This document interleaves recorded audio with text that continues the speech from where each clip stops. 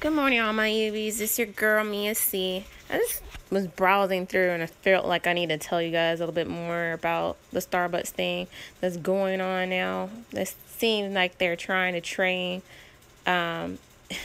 people not to be racist, let's assume, or how not to show it.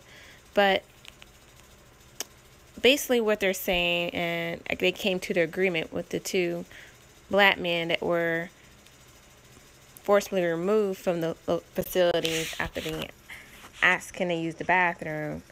They're saying that now they're going to shut down 8,000 stores and they're going to start anti-bias training, what they believe would keep the racism at bay. So I'm kind of just wondering, like, it's just pretty much just a cover-up. So for now, just to say, oh, no, everything is okay, this is going to change everything.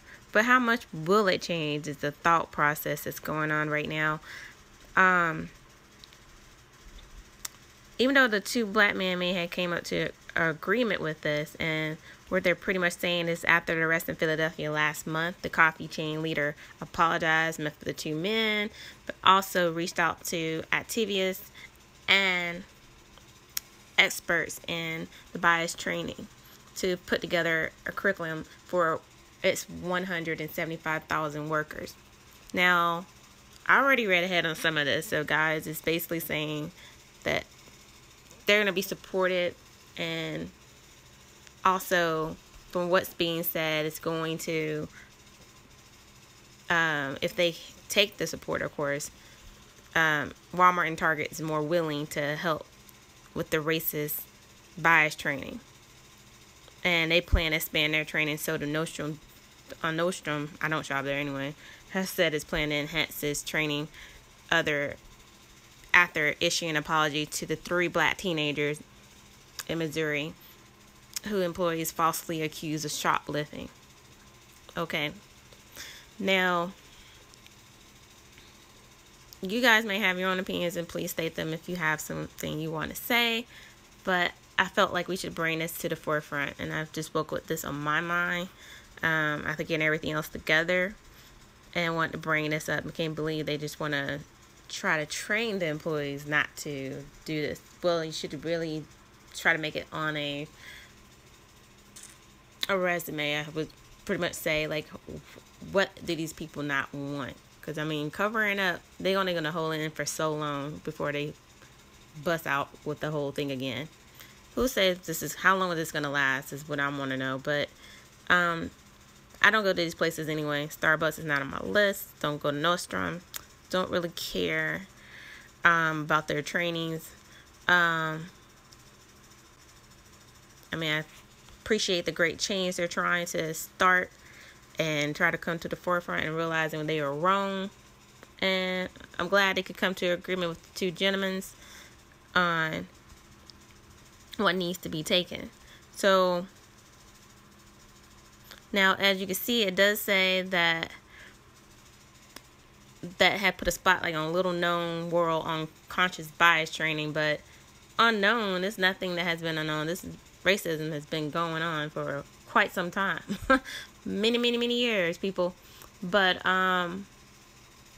they want to address the racism in the workplace, and they're going to typically design to get people to open up about implement bias and stereotypes and encountering people of color, gender, of other identities. We're going to see how this works out, people. We really are. But now, as I'm skipping forward, guys, and I don't want to bore you, but it says the common example, according to some of the studies, is a tendency for white people to unknowingly associate black people with a criminal behavior. That can be so true. So, and I already informed you guys what they say, meaning the retailers, including Walmart and Target, so they're already offering some training for this. So, anti-bias sessions can incorporate personal reflections, explorations of feelings, and mental exercises. There's a lot more than mental going on, I'll tell you that. But Starbucks training will be recorded remarks from Starbucks executive and rapper activist Common. Okay, so that may help a little bit more. He's gonna look into it, and okay, we have somebody looking into it. I think that's more respect. I love him. Now,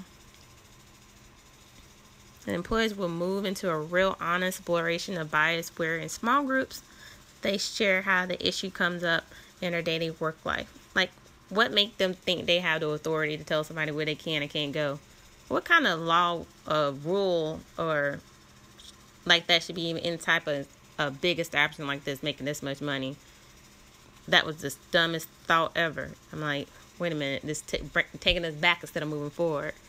So in order for us to move forward, everybody's talking about need to be together and a oneness, and as if that happens one day, that'll be great. Instead of all this, I hate this one side or this side don't need to be here. Just terrible. Now,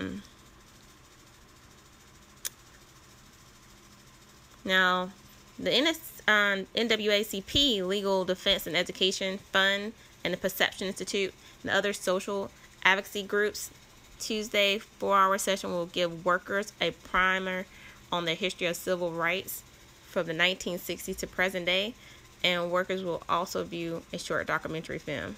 So I'm wondering how that's going to reflect on them, just to bring a reminder. We all have a history lesson. I guess they assume these people never seen this before. I guess I'm going to go back over their train of thought afterwards and see how they put this together with today's society.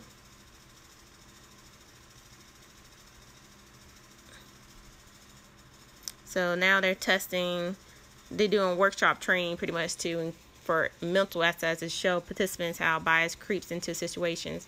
Mental exercises, some of these people have been like this forever. They need to go back, way back, and clear their mental, because you can't fix some people. And I mean, not disagreeing with this training will not help, because they always say, metaphorically, that you can't teach an old dog new tricks, which is definitely not true. But let me get off not my track of thought, of course. Like I said again, guys, I just want to share with you the news that Starbucks, Walmart, Target, Nordstrom are now doing racial bias training, hoping that will help with the help of Common and NAACP. Hopefully there's some changes for these people to wake up and see what they're doing wrong. Let's see. I didn't want to keep you very long, but I also want to congratulate the two men that finally came to an agreement. Hopefully it's something that they really truly wanted and weren't forced to do. But Mr. Nelson and Mr. Robinson, after coming to agreement and with Starbucks, pretty much to sum it up, their business closed and offered a free education. And they reached a deal with the city of Philadelphia for a symbolic $1 each and a promise from officials to establish a $200,000 program for each entrepreneurs. Okay. And these were the two guys that were denied access to the bathroom and were arrested by police minutes after they sat down to wait for a business meeting. Come on, people. The incident was even recorded on a cell phone, so everybody saw this. If not, go and look it up, guys. I don't have a way to flip to this yet. Still adjusting to this. So, I'll praise God. I hope this does work out for the best. People wake up, get eye openers, see how disrespectful they can be to us, to people of anything, to people of color, just rude, of any ethnic. You can't treat people like that. That's just not how you should be treated. But, that's all I want to bring to you guys this morning. So I do want to say thank you so much for coming to the channel and looking at the morning news along with me about Starbucks and the implement of racial bias training. All right. Come on, guys. Like and subscribe and comment if you have any bad comments. Stay away. Bye, guys.